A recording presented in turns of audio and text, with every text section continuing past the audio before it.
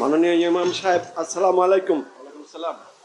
জানতে চাচ্ছি যে আমাদের বাংলাদেশ ছাড়া পৃথিবীতে অন্য অন্য জায়গায় যেখানে শরিয়া আইন চলছে বা ইসলামী বিপ্লব হয়েছে, যেমন ইরান, যেমন আফগানিস্তান, আফগানিস্তান যে নীতি নির্ধারকরা যারা আফগানিস্তানে ইসলাম প্রতিষ্ঠা করছে, শরিয়া আইন চলছে, কোরআন হাদিসের আইন চলছে, তাদের আদর্শ, তাদের যে আকিদা হিজবুত তাওহীদের সঙ্গে মিল আছে কিনা? আমার এক ভাই প্রশ্ন করেছেন তালেবানকে নিয়ে। জনাব বেনজির হুসাইন, আপনি যে প্রশ্ন করেছেন এই প্রশ্নটার উত্তর আমাকে এক কথায় দুই কথায় দেওয়া যাবে না। যেমন ধরুন, আপনি যদি আমাকে প্রশ্ন করেন যে আপনি দুপুরে ভাত খেয়েছেন কিনা, আমি এক কথা বলতে পারবো যে হ্যাঁ খেয়েছি, হ্যাঁ হ্যাঁ বললে হয়ে গেছে। এখন যদি আপনি বলেন যে কি কি খেয়েছেন, তখন আমাকে দুটো কথা বলতে হয়। যখন আমাকে তৃতীয় প্রশ্ন করবেন যে কেন খেয়েছেন, তখন আমাকে আরো ডিটেল বলতে হবে।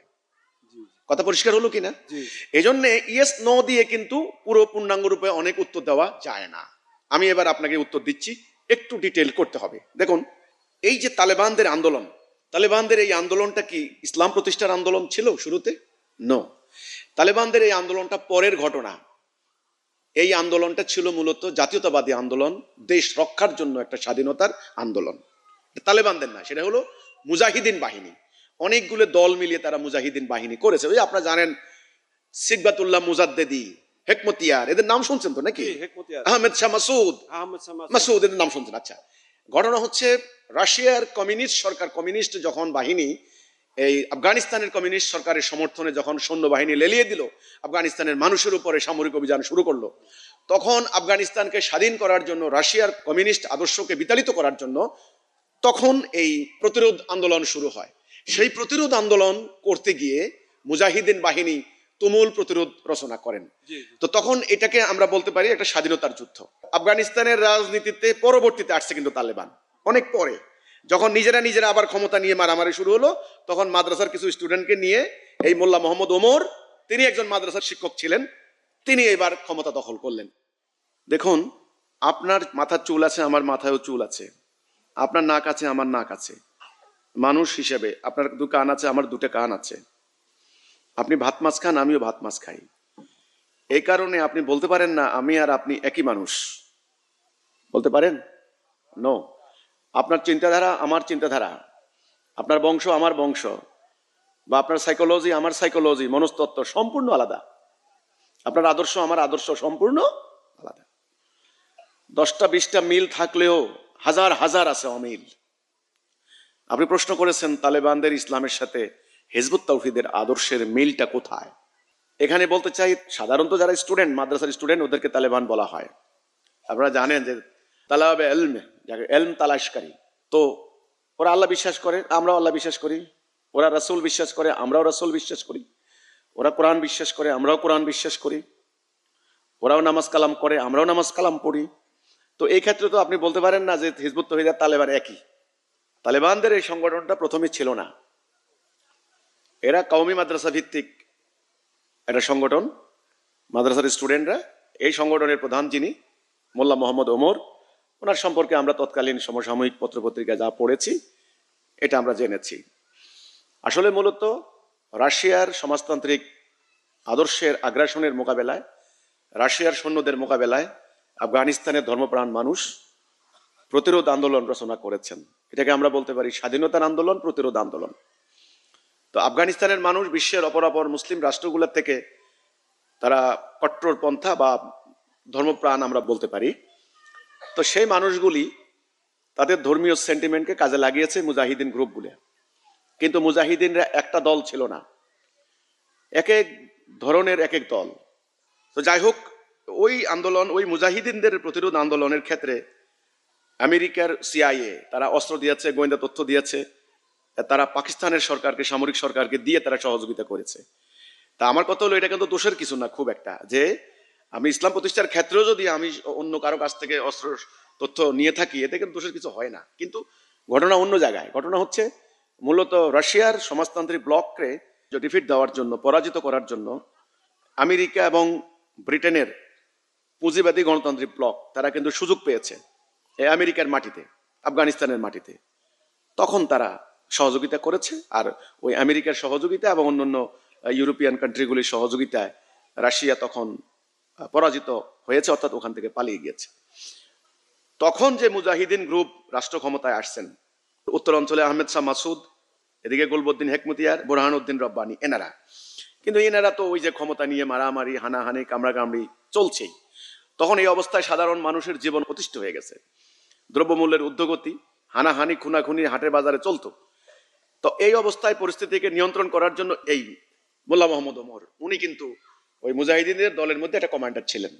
উনি ওনার মাদ্রাসা আবার চলে গিয়েছেন। যাই হোক, ওখান থেকে তিনি বেরিয়ে এসে তুমুল আন্দোলন করে ওনার সঙ্গে হাজার হাজার কাওমি মাদ্রাসার স্টুডেন্ট যোগ দিয়েছেন। তখন একটা সার্কামস্ট্যান্স সৃষ্টি হয়েছে, তখন তারা রাষ্ট্র ক্ষমতায় গিয়েছেন। এই তো ওদেরকে আবার দমন করার জন্য আমেরিকা বিমান হামলা চালিয়েছে। তো যে 20 বছর পরে আবার তালেবানরা এখন ক্ষমতায় এসেছে। তো এখন আপনাদের প্রশ্ন হচ্ছে, হিজবুত তৌহিদ যে ইসলামের কথা বলছে, তালেবানদের সাথে এটার মিল অমিল কোথায়? আমার কথা হচ্ছে, তালেবানরা যে ইসলামটাকে প্রতিষ্ঠা করার চেষ্টা করছে, আমার একেবারে এক লাইনে কথা, এই কথাগুলির ব্যাখ্যা বিশ্লেষণ আপনারা দিতে পারেন। সেটা হচ্ছে, ওটা আমরা বলবো আল্লাহ রাসূল যে ইসলামটা, যে প্রকৃত ইসলাম, একেবারে রিয়েল ইসলাম যেটাকে বলা হয়, আর তালেবানরা যে ইসলামটা প্রতিষ্ঠা করেছেন ওইটা সেই প্রকৃত ইসলামের রূপ নয়। এর একেবারে প্রথম কথা। এবার আপনারা যত সমালোচনা করেন আমি বলবো, আমি অন্তত 10টা পয়েন্ট থেকে 10টা দিক থেকে আমি সেটা প্রমাণ করতে পারবো যে আল্লাহ রাসূল যে আকীদা, যে ইসলামটা তৎকালীন আরবের জাহিলি সমাজে প্রতিষ্ঠা করে মানব জীবন থেকে সর্বরকম অন্যায় নির্মূল করে দিয়েছিলেন, সেই সহজ সরল সিরাতাল মুস্তাকিম, সেই প্রকৃত ইসলাম নয়। তালেবানরা যেটা প্রতিষ্ঠা করেছেন সেটা হচ্ছে, ওনারা ওই যে মাদ্রাসায় যে ইসলামটা ওনাদেরকে শেখানো হয়েছে, বিভিন্ন মাসালা মাসাইলের, বিভিন্ন ফিকহ থেকে, বিভিন্ন তাফসীরের কিতাব থেকে, গত 1000 বছর থেকে যে ইসলামটাকে দাঁড় করানো হয়েছে, সেই ইসলামটা। যে কারণে দেখবেন আকীদার কিন্তু অনেক দিক থেকে বিচ্যুতি আছে। হ্যাঁ, যেমন একটা কথা আমি বলছি, ইসলামে দাড়ির অবস্থান কোথায়? যারা ফকিরা আছেন, যারা মুফতিরা আছেন, যারা মুহাদ্দিসরা আছেন, তারা সবাই এক বাক্যে স্বীকার করবেন, দাড়ি ফরজ নয়। ওনারা টানতে টানতে দাড়িকে ওয়াজিব পর্যায়ে নিয়ে গেছেন। ওয়াজিব, কিন্তু আল্লাহর হুকুম, কোরআনে ডাইরেক্ট আল্লাহর হুকুম দাড়ি রাখতে হবে, এই ব্যাপারে কোনো ফরজ নয়। আমি কথাটা খেয়াল করেন। এখন দাড়ি না রাখলে আপনি উম্মার মধ্যে অন্তর্ভুক্ত হতে পারবেন না, এই মত, এই প্রক্রিয়া কিন্তু ওনাদের। এরপরে নারীদের প্রসঙ্গে দৃষ্টিভঙ্গি, এরপরে ইসলামের যে বেসিক যে কনসেপ্টটা, যেমন ধরেন আমরা যেটা মনে করি সেটা হচ্ছে, আল্লাহর দেওয়া সত্য দিন প্রতিষ্ঠা হবে সংগ্রামের মধ্য দিয়ে, এবং এই দিনের প্রথম ভিত্তিটাই হবে তাওহীদ, সভরেন্টি অফ আল্লাহ। এখন এই সভরেন্টি অফ আল্লাহ, সেটা তালেবানরা মানছেন কিনা? আল্লাহ সভরেন্টি, এখানে অন্য কোনো সুপ্রিমেসি হবে না, এখানে ফিকহের সুপ্রিমেসি হবে না, এখানে হাদিসের সুপ্রিমেসি হবে না, এখানে বিভিন্ন ফোকাহার রায় এখানে প্রাধান্য হবে না, এখানে হবে আল্লাহর হুকুম যেটা, সেটার সুপ্রিমেসি, সেটার প্রাধান্য। সভরেন্টি অফ আল্লাহ, এলাহ, হি হু ইজ টু বি ওবেইড, তিনি সেই সত্তা যার আনুগত্য করতে হবে, সেটা হচ্ছেন আল্লাহ, অর্থাৎ আল্লাহর হুকুম। এখানে absolute authority, absolute final authority যাকে বলা হয়, আমরা বলি সেটা হচ্ছে আল্লাহর হুকুম। এখানে আমরা বলছি এলাহ। এলাহের মানে কিন্তু মাবুদ না, উপাস্য না। এলাহের মানে হচ্ছে চূড়ান্ত রূপে শুধু আল্লাহর সভরেন্টি মেনে নেওয়া। এখন এই তালেবানদের এখানে আমার জানা মতে, আমার জ্ঞান মতে, আল্লাহর অথরিটি মানে সুপ্রিমেসি, অর্থাৎ এলাহ হিসেবে একমাত্র আল্লাহকে মানবো, অন্য কোনো কিচ্ছু না, এই জায়গার মধ্যে কি ওনারা আছেন? আপনারা এটা বলতে পারবেন? আপনাদের কোনো নলেজ আছে কারো? এই হচ্ছে এক নাম্বার। প্রথম কথা হচ্ছে, এলাহ হিসেবে একমাত্র আল্লাহ ছাড়া আমরা কাউকে মানবো না।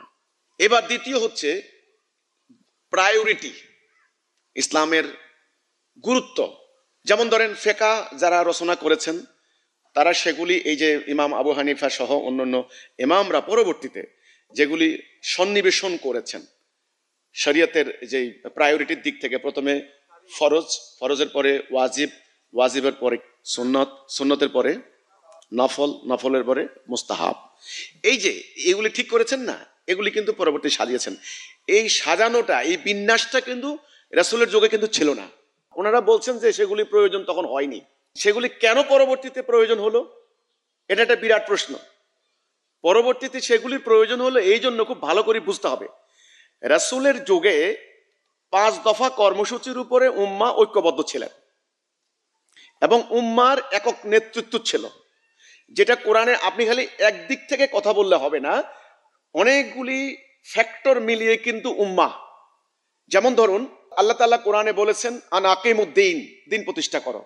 দেখেন আপনি কিভাবে দিন প্রতিষ্ঠা করবেন তার একটা রূপরেখা লাগবে। সেটার জন্য আল্লাহ কিন্তু অন্য আয়াতে বলেছেন ওয়াতাসিমু বিহাবলিল্লাহি জামিয়া ওয়ালা তাফাররাকু, ঐক্যবদ্ধ হও, তোমরা কিন্তু ফারাক হইবা না, তাহলে দিন প্রতিষ্ঠার ঐক্যবদ্ধ হতে হবে। অন্য একটা আয়াতে আল্লাহ বলেছেন আতিউল্লাহ ওয়া আতিউর রাসূল আউলিল আমরি মিনকুম, আল্লাহর আনুগত্য করো, রাসূলের আনুগত্য করো, তোমাদের আমিরের আনুগত্য করো। খেয়াল করুন পরবর্তীতে কিন্তু এই উলিল আমরকে, এটা নিয়ে বিতর্ক সৃষ্টি হয়েছে। কেউ বলেছেন আলেম ওলামারা হলেন উলিল আমর, কেউ বলেছেন ফোকাহা ইমামরা হলেন উলিল আমর, কেউ বলেছেন না সুলতানরা হলেন উলিল আমর। এ কোরআনে যে বলা হলো যে আল্লাহর আদেশ মানো, রাসূলের আদেশ মানো, তারপরে মানো উলিল আমর, এই উলিল আমরটা কে? এই কথাগুলি, বিতর্কগুলি পরে কিন্তু সৃষ্টি হয়েছে। কিন্তু রাসূলুল্লাহর সময় খেয়াল করুন এই বিতর্ক কিন্তু হয়নি। রাসূলুল্লাহ তাওহীদের দিকে ডাক দিয়েছেন। নেতা কয়জন? একজন। রাসূল বলেছেন আমি আল্লাহর রাসূল, তোমরা বিশ্বাস করো, আল্লাহ আমার উপরে ওহী নাযিল করছেন, আমি যে এই যে কথা বলছি এটা আল্লাহর কথা। তখন একদল লোক ওনার এই কথাকে বিশ্বাস করেছেন, তারা হলেন মুমিন। আর একদল লোক ভণ্ড কাফের বলে রাসূলকে প্রত্যাখ্যান করেছে, তারা হলো কাফের। ওকে, তো এখন যেই লোকগুলি রাসূলুল্লাহকে রাসূল হিসেবে মেনে নিয়ে আল্লাহ রাসূলের আদেশ মানার জন্য তারা তৈরি ছিলেন, তাদেরকে রাসূল একে একে হুকুম দিলেন। কার হুকুম মোতাবেক? আল্লাহর হুকুম। যেমন ধরুন একটা আয়াত আছে, রাসূলকে আল্লাহ বলছেন রাসূলকে, রাসূল ওরা আপনাকে ইয়াতিমের সম্পদ নিয়ে প্রশ্ন করে, আপনি বলুন এমনি এমনি এমনি এমনি এইভাবে এইভাবে হবে। এই যে রাসূলকে যখন লোকেরা প্রশ্ন করত এটা কেমনে হবে, তখন আল্লাহ রাব্বুল আলামিন ওহী নাযিল করতেন। এই ওহীর সামগ্রিক রূপটাই হচ্ছে আজকের কোরআন। তা রাসূলুল্লাহ এই ওহীটা, এটার নামই রিসালাত। রিসালাত মানে বার্তা, চিঠি, মানব জাতির কাছে সংবাদ। সংবাদ মানে হলো নাবা, নাবা থেকে নবী, নাবায়েল আজিম মানে হলো বড় সংবাদ, কিয়ামত সম্পর্কে আল্লাহ বলেছেন সংবাদ, নবী। আমরা সংবাদপত্র পড়ি না, সংবাদপত্র, নিউজ। খেয়াল করুন, এই জন্য আপনি যে একটা প্রশ্ন করেন, আপনি যদি আমাকে প্রশ্ন করেন তালেবানদের সাথে আপনাদের মিল আছে, আমি যদি না কোনো মিল নাই, আপনি কিন্তু বুঝবেন না, আপনার কিন্তু খটকা লাগবে। আপনি বলবেন যে কি কথা কয় হিজবুত তৌহিদের ইমাম, তালেবানরা যুদ্ধ করে, লড়াই করে, রক্ত দিয়ে, বংশ পরম্পরায় কি দুর্দান্ত যুদ্ধ করে পরাক্রমশালী আমেরিকান বাহিনীর কাছে তারা সারেন্ডার করে নাই, তারা ইসলাম প্রতিষ্ঠা করেছে। আর হিজবুত তৌহিদের এই লোকে কয় কি ওরা ইসলাম, ইসলাম না। আপনি ভাই এক কথা এটা বুঝবেন না, এটার একটা ধূম্রজালের সৃষ্টি হবে, আপনি বিভ্রান্ত হয়ে যাবেন আসলে ব্যাপারটা। এই জন্য আপনাকে ইসলামের একটু, আমি আকীদার দিকটা একটু গোড়া থেকে না বললে কিচ্ছু বুঝবেন না, একদম কিচ্ছু বুঝবেন না। কাজেই খুব খেয়াল করেন রাসূলুল্লাহ কি করলেন, তখন জাতি কয়টা? একটা। নেতাকে রাসূল। ওকে, রাসূল আদেশ দিচ্ছেন, সাহাবীরা আনুগত্য করছেন। এখানে কোনো কথা আছে আর? আচ্ছা, রাসূল আদেশ দিচ্ছেন কোন হুকুম মোতাবেক? আল্লাহ বলছেন আমার রাসূল যদি আমার হুকুমের বাহিরে কোনো কথা বলতো আমি একেবারে কণ্ঠ চেপে ধরতাম। আছে না কোরআনে? ভিন্নভাবে শব্দটার অনুবাদ করা হয়েছে। যাই হোক, রাসূল আল্লাহর আদেশের বাহিরে কোনো আদেশ দেননি। এখন রাসূল কি আদেশ দিয়েছেন আপনি দেখুন। রাসূল একে একে একে একে আল্লাহর হুকুম মোতাবেক, এখানে দুটি কথা আছে, একটা হলো আদেশ, একটা হচ্ছে নিষেধ। রাসূল বলেছেন ঐক্যবদ্ধ হও, তারা ঐক্যবদ্ধ হয়েছে। ঐক্যবদ্ধ হওয়ার পর রাসূল বলেছেন তোমরা সালাহ কায়েম করো। আল্লাহ আদেশ দিয়েছেন, সালাহ কায়েম শুরু করলো। সালাহ কিভাবে কায়েম করতে হবে, নিয়ম কানুন রাসূল দেখিয়ে দিলেন, আল্লাহ ডাইরেকশন দিলেন। এইভাবে শুরু হলো। শুরু হতে হতে হতে এই রাসূলের আদেশ মানা তাদের জন্য ফরজ হয়ে গেছে। তখন আল্লাহ বললেন তোমরা আমার রাসূলের আদেশ মানো, আমার রাসূলের আনুগত্য করো। হে রাসূল, যারা আপনাকে আনুগত্য করবে, আপনার অনুসরণ করবে, তারা আমাকে ভালোবাসবে, তারা আমাকে পাবে। যারা আপনাকে মানবে না তারা আমাকে পাবে না। ওই কথার প্রতিধ্বনি রাসূলুল্লাহ করলেন। রাসূল বললেন, তোমরা তোমাদের আমিরের আনুগত্য করো, কারণ আমি যেখানে উপস্থিত থাকতে পারবো না, আমার প্রেজেন্স নাও থাকতে পারে। কোন কোন অভিযানে রাসূলুল্লাহ যতগুলো অভিযান করেছেন, এই অভিযানগুলিকে দুইটা ভাগে ভাগ করা হয়েছে। একটা হচ্ছে শারিয়া, একটা হচ্ছে গাজওয়া। গাজওয়াতে রাসূল নিজে গিয়েছেন, শারিয়া গুলোতে রাসূল যেতে পারেননি। যেমন হযরত আলী ইবনে আবু তালেব ওনাকে পাঠিয়েছেন, হযরত খালিদ ইবনে ওয়ালিদ ওনাকে পাঠিয়েছেন, হযরত যায়েদ ইবনে হারিসা ওনাকে পাঠিয়েছেন। আল্লাহ রাসূলের চাচা হযরত হামজা রাদিয়াল্লাহু আনহু উনিও এটা অভিযানে গিয়েছিলেন। এটা হলো বদরের আগের ঘটনা। তো কাজেই কোন কোন শারিয়াতে রাসূলুল্লাহর অবর্তমানে তিনি কমান্ডার পাঠিয়েছেন। তাহলে রাসূলুল্লাহর পক্ষে তারা আমির, তারা উলিল আমর। এখন ওখানে কিন্তু স্পটে, যুদ্ধক্ষেত্রে, রণাঙ্গনে, ব্যাটল ফিল্ডে কিন্তু রাসূল নাই।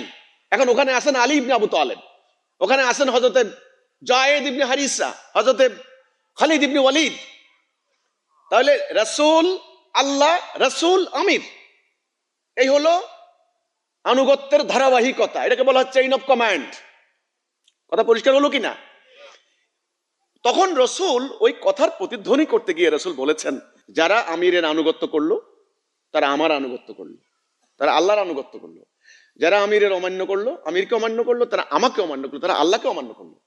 হাদিস পরিষ্কার। অনেকে কিন্তু এই খুতবার মধ্যে এই হাদিসটাও বলেন, তোমাদের আমির যদি কান কাটা কৃতদাস ক্ষুদ্র মস্তিষ্ক হয় তবু তার কথা শুনতে হবে। তাইলে আমির যদি একবার নির্বাচিত হয়ে যায় কান কাটা কৃতদাস, এমনকি বল হাদিস আছে বাদামের মতো ক্ষুদ্র মস্তিষ্ক, একেবারে বুদ্ধিশুদ্ধি কম।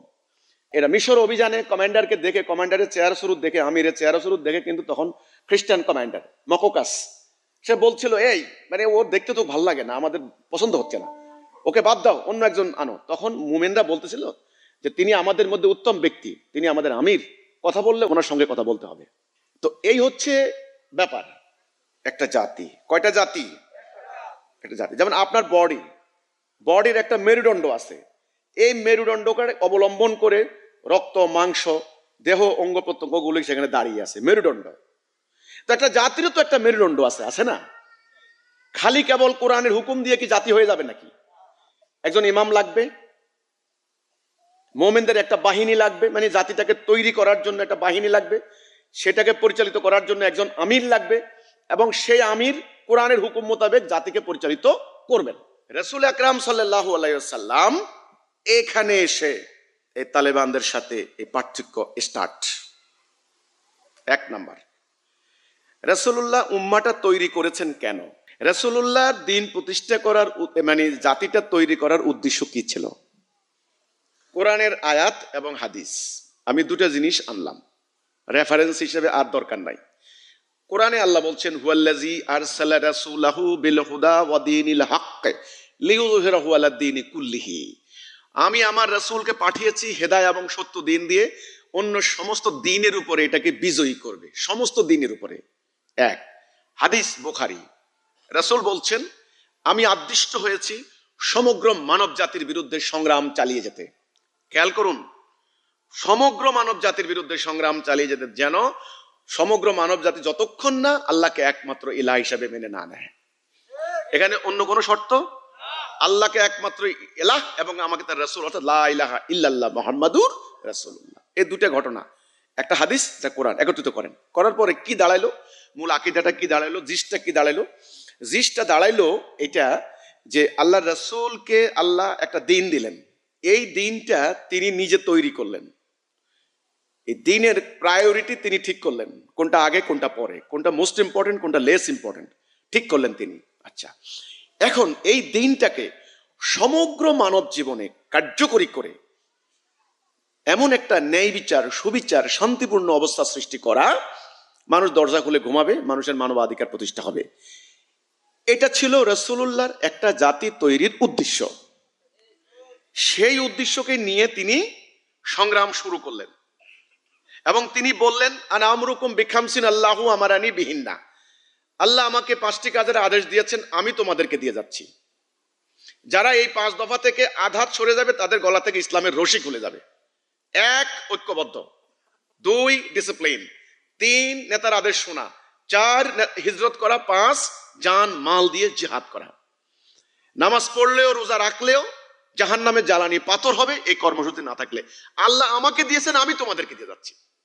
খেলাখেলি কথা নয়, আমর আদেশ, আদিষ্ট হয়েছি। আল্লাহ আমাকে দিয়েছেন, আমি তোমাদেরকে দিয়ে যাচ্ছি। তাহলে দিন প্রতিষ্ঠার কর্মসূচি এই ছাড়া অন্য কিছু হতে পারে না। এখন একটা হলো দিন, একটা হলো দিন প্রতিষ্ঠা। কতটুকু এলাকায় দিন প্রতিষ্ঠা? সমগ্র বিশ্বময়। এই বিশ্বময় দিন প্রতিষ্ঠার এই যে কর্মকাণ্ড, এই যে কর্ম পরিকল্পনা, কর্মসূচি আল্লাহ রসুল শুরু করে দিয়ে গেলেন। ওনার জীবদ্দশায় জজিরাতুল আরবে প্রতিষ্ঠিত হয়েছিল। উনি চলে যাওয়ার পরে ওনার হাতে গড়া সাহাবীরা বাকি অর্ধ দুনিয়ার প্রতিষ্ঠা করেছিলেন। ওনারা চলে যাওয়ার পরে পরবর্তীর কথা বলছি, সাহাবীরা চলে গেলেন, তাবিঈনরা চলে, এরপরে আমরা আসল আকীদা ভুলে গেলাম। এখন আমার প্রশ্ন আপনার প্রতি, এতক্ষণ কথাগুলো বললাম, আমাদের যারা আফগানিস্তানে আজকে শাসন করছেন, তালেবান নামক যে সংস্থা, সংগঠন, কওমি মাদ্রাসা ভিত্তিক যে স্টুডেন্টদের যে সংস্থা, তারা যে শাসন করছেন, তাদের সামনে কি ইসলামের এই আকীদাটা কি আছে? যদি না থাকে তাহলে তো আল্লাহ রাসূলের ইসলাম হলো না। হ্যাঁ, ওনারা কিছু কোরআনের হুকুম প্রতিষ্ঠা করতে চাচ্ছেন বা করেছেন, হাদিসের কিছু আমল করছেন, বা ফোকাহাদের কিছু রায় বাস্তবায়ন করছেন, যেমন নারীদের পর্দা সংক্রান্ত, খেলাধুলা সংক্রান্ত, আপনার হলো সঙ্গীত সংক্রান্ত এই ব্যাপারগুলি, এগুলি আপনারা জানেন অনেকাংশেই এগুলি ফকিদের অনেকটা বাড়াবাড়ির ফল, অনেকটা বাড়াবাড়ি করেছেন। আমি তো বলি না যে তারা এবারে সবকিছু না, কিছু কিছু ব্যাপার আছে বাড়াবাড়ি করেছেন। সেগুলি যদি আপনি অনুসরণ করতে যান তবে কিন্তু গোলেমেলে পরিস্থিতির সৃষ্টি হয়ে যাবে। কারণ আর যদি আপনি আল্লাহকে একমাত্র ইলাহ হিসেবে মেনে নেন, আল্লাহর কেতাবের দিকে তাকান, তাহলে কিন্তু কোনো গোলমাল হবে না। আমার কথা হচ্ছে এটা, আল্লাহর কেতাবটা এমন একটা প্রাকৃতিক নিয়মের উপর প্রতিষ্ঠিত, সকল জাতি, গোত্র, ধর্ম, বর্ণ সকল মানুষকে পরিচালিত করার মতো এমন একটা উদার, এমন একটা শান্তিপূর্ণ জীবন বিধান, যৌক্তিক প্র্যাকটিক্যাল জীবন বিধান, বিজ্ঞানসম্মত। এখানে যখন আপনি দৃষ্টি নিবদ্ধ করবেন, আল্লাহর হুকুমকে যখন আনুগত্য করবেন, তখন কিন্তু কোনো গোলমালের সৃষ্টি হবে না, কোনো বিশৃঙ্খলা হবে না। যখনই এখান থেকে সরে গিয়ে বিভিন্ন মাসলা মাসাইলের মানে পরবর্তীতে যে সমস্ত ব্যক্তিগত অপিনিয়ন যারা দিয়েছেন, ফকিরা দিয়েছেন, মুফতিরা দিয়েছেন, শায়েখরা দিয়েছেন, মুফাসসিররা দিয়েছেন, মুহাদ্দিসরা দিয়েছেন, এগুলি ওনাদের অপিনিয়ন, এগুলি কিন্তু আল্লাহর ওহী নয়। আর অপিনিয়ন কিন্তু আপনি মানতে বাধ্য নন, এটা কিন্তু বুঝতে হবে। আমার অপিনিয়নও কিন্তু আপনি মানতে বাধ্য নন, আমার অপিনিয়ন। কিন্তু আল্লাহর রায় যেটা, আল্লাহর আদেশ এবং নিষেধ, যেমন ধরুন একেবারে সহজ সরল তালিকা দিচ্ছি। আল্লাহ বলছেন সুদ খাইও না, 1 নাম্বার, ঘুষ খাইও না, ব্যভিচার করো না, ডাকাতি করো না, তারপরে দিকে মদ খাইও না, মিথ্যা সাক্ষ্য দিও না। এবার কি করো? সালাহ করো, জাকাত দাও, হজ করো, জিহাদ করো, কিতাল করো, আল্লাহর রাস্তা দান করো, কর্জে হাসানা দাও। এই যে এটা করো না, এটা করো, এটা করো না, এটা করো, তালিকা তো পরিষ্কার, তালিকা তো কোনো জটিল কিছু না। আপনি যখন এই তালিকার বাহিরে চলে যাবেন তখন এই সমস্যা হলো। এখন এই তালিকার বাহিরে কখন যাওয়া হলো? যখন ওই যে আমি একটু আগে বললাম, যখন খেলাফত ধ্বংস হয়ে গেল, ব্যক্তিগত পর্যায়ে ইসলাম চর্চা শুরু হয়ে গেল, তখন এই বিভিন্ন ধরনের মুফতি, মৌলানা, বিভিন্ন ধরনের আইম্মা, ওনারা কিন্তু গবেষণা করে চিন্তা ভাবনা করে ওনাদের মতামত সম্বলিত শরীয়তের কেতাব রচনা শুরু করলেন। এই তখনই ওনাদেরকে অনুসরণ করতে গিয়ে এইভাবে দল মত ফেরকার সৃষ্টি হয়ে গেল। তখনই গন্ডগোল শুরু হলো। তখনই ওনারা বললেন যে এই জায়গায় সন্নিবেশন করতে হবে, কিন্তু আসলে আর পারেন নাই, আর জাতি ঐক্যবদ্ধ হয় নাই। ঐক্যবদ্ধ হতে হলে ওই 5 দফা লাগবে, এখনো আবারও সেই একটা জাতিসত্তা লাগবে, ঐক্যবদ্ধ চেতনা লাগবে। বি কেয়ারফুল, আমি কিন্তু কারোর সংগ্রামকে অশ্রদ্ধা করি না। আফগানিস্তানের মাটিকে প্রতিটা ইঞ্চি মাটিতে তারা বোমা নিক্ষেপ করেছে। মানব ইতিহাসের জঘন্যতম বর্বরতম হত্যাকাণ্ড চালিয়েছে রাশিয়া, এবং তাদেরকে দমন করার জন্য পরবর্তীতে আমেরিকাও তা করেছে। আফগানিস্তানের হাজার হাজার জনগণকে, ধর্মপ্রাণ মানুষকে ধরে নিয়ে বন্দি করে গুয়ান্তানামো বেতে, আবু গারিব কারাগারে নির্মম নির্যাতন চালিয়েছে। এগুলার কিন্তু কোনো বিচার হয় নাই। আফগানিস্তানের মানুষের অধিকার আছে তারা বেঁচে থাকার, তাদের অধিকার আছে তাদের বিশ্বাসকে লালন করার, তাদের অধিকার আছে তাদের দেশকে, তারা প্রাকৃতিক সম্পদকে তারা ব্যবহার করার, তাদের অধিকার আছে। আমেরিকা যখন আফগানিস্তান থেকে পালালো তখন কিন্তু $900 কোটি তারা আটকে দিয়েছে, যেটা আপনারা জানেন। আফগানিস্তানের মানুষের টাকা, কিন্তু এটা অন্যায়। আফগানিস্তানের জনগণের তাদের দীর্ঘ সংগ্রামের ফল আজকে তারা তালেবানরা শাসন করছেন, সেটা একটা বাস্তবতা। কিন্তু আপনি যদি বলেন এটা আপনাদের আকীদার সাথে কতটুকু ডিফারেন্স, আমি শুধু ডিফারেন্সটা বললাম এখানে, যে আমাদের সাথে ডিফারেন্সটা হচ্ছে এই, আমরা মনে করি আল্লাহ রসুল আকরাম সাল্লাল্লাহু আলাইহি ওয়াসাল্লাম যেই আকীদা নিয়ে, যেই কনসেপ্ট, যেই প্রকৃত ইসলাম তিনি প্রতিষ্ঠা করলেন জাজিরাতুল আরবে, এবং পরবর্তীতে ওনার উম্মাহ বাকি অর্ধ দুনিয়া প্রতিষ্ঠা করলেন, সেই ইসলামটা আজকে নাই, এবং ওটাই তালেবানদের কাছেও নাই। এটা হলো আমাদের কথা। এখন ওনারা রক্ত দিয়ে ওনাদের হাতে থাকা যে ইসলামটা, সেটা ওনারা প্র্যাকটিস করছেন। হয়তো ওনাদের আন্তরিকতার কোনো অভাব নেই, হয়তো ওনারা আল্লাহর রেজামন্দি হাসিলের প্রচেষ্টার কোনো অভাব নেই, ওনাদের হাতে যে ইসলামটা ছিল সেটাই ওনারা চেষ্টা করছেন। কিন্তু আমাদের অপিনিয়ন হচ্ছে ওটা আল্লাহ রসুলের সেই প্রকৃত ইসলাম নয়।